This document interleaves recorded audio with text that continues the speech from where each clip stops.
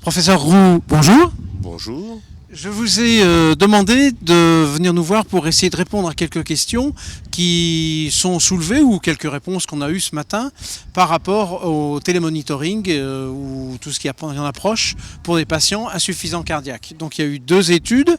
Est-ce que vous pouvez nous parler de votre perception de ces 2 études ? Écoutez, tout à fait. Les 2 études sont disappointing, pour rester franglais. La première, c'est... Disappointing, c'est pas négatif. Hein ? Non, c'est voilà. Oui. La première, celle qui a été présentée par COWI, c'est une étude intéressante parce qu'ils ont eu beaucoup de patients, beaucoup d'événements. Ils en attendaient à peu près 500 et quelques, ils en ont eu 700. Et le résultat global, c'est que ça ne change rien par rapport au traitement habituel d'insuffisance cardiaque. Donc il convient de dire que les patients étaient excessivement bien traités, puisqu'il y avait un taux quasiment record d'IEC, d'ARA2, de bêta-bloquant, et 60% des patients étaient sous spironolactone ou éplérenone. Donc le résultat global, c'est que ça ne change rien en termes de mortalité, en termes de fréquentation des services pour pousser l'assistance cardiaque. Et du fait de la robustesse de l'étude, ça demande beaucoup de réflexion sur le futur du télémonitoring de l'assistance cardiaque. À mon avis, c'était des patients essentiellement en classe 2, 3 de la NYHA, ce qui est logique, mais peut-être que on a peut-être plus besoin du télémonitoring pour les patients les plus graves. Donc comment les screener correctement, ces patients. Est-ce que, avant de parler de l'autre étude, est-ce que le fait qu'ils soient tous bien traités, est-ce que ça ne veut pas dire quelque part qu'ils étaient d'une autre façon bien pris en charge et que finalement le télémonitoring ne pouvait rien ajouter ? C'est une possibilité. Maintenant, il y a une chose que je n'ai pas vue dans ce qui a été présenté, c'est la fréquence des consultations de cardiologie ou chez le médecin généraliste. Enfin, comme c'est en Angleterre, ça ne doit pas être non plus quelque chose de toutes les semaines. Donc, mais ils étaient certainement très bien pris en charge. Ça, c'est une certitude. Peut-être qu'on ne pouvait pas faire mieux. Probablement. Et l'autre étude, c'est donc Morker. Dans Morker, on a utilisé un télémonitoring également, basé sur la méthode uniquement de Medtronic, à savoir Optivol. Donc on regardait l'augmentation de la quantité d'eau dans le poumon, et donc l'impédance pulmonaire, et le passage en FA. Ou alors le fait que la machine ne soit plus connectée.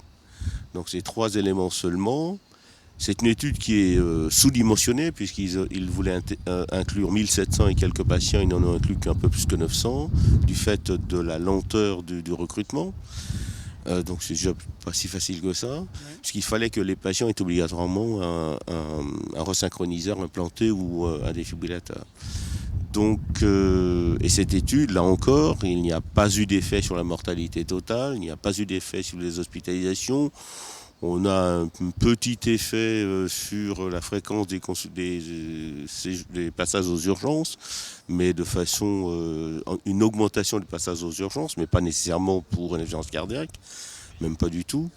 Et une tendance à une diminution des coûts. Alors une diminution des coûts de santé, à peu près 12 000 € sur 2 ans par patient, c'est un peu bizarre, mais enfin bon. En tout cas... c'est pour le moins difficile à interpréter. C'est très difficile à interpréter. Mais ces 2 études ont un intérêt. L'étude de Michael Cowie, d'abord ils ont utilisé 3 systèmes différents. Donc on ne peut pas leur reprocher le fait d'avoir été coincé par un seul système.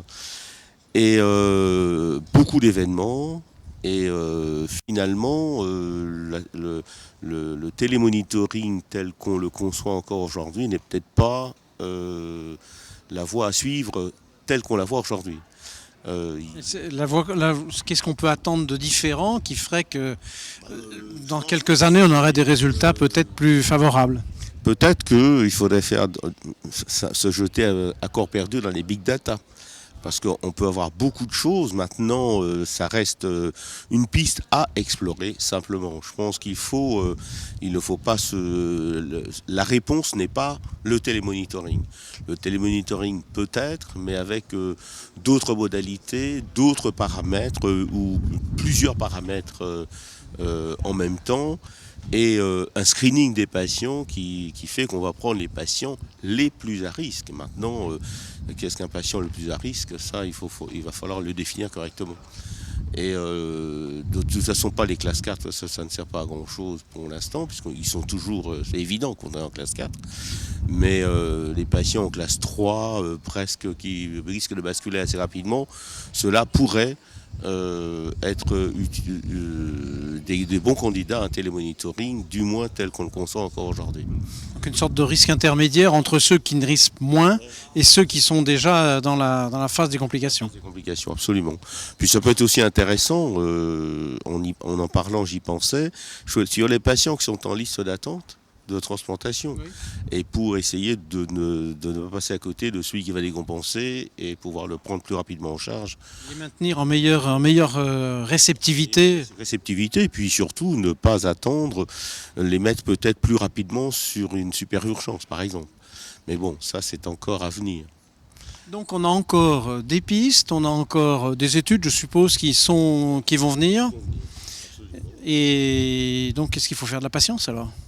Je crois que je vais terminer sur quelque chose qui n'a rien à voir avec le télémonitoring, mais l'étude sur les cellules mésenchymateuses est quand même prometteuse. Parce que jusqu'à maintenant, tout était safe and feasible, mais ça ne changeait rien.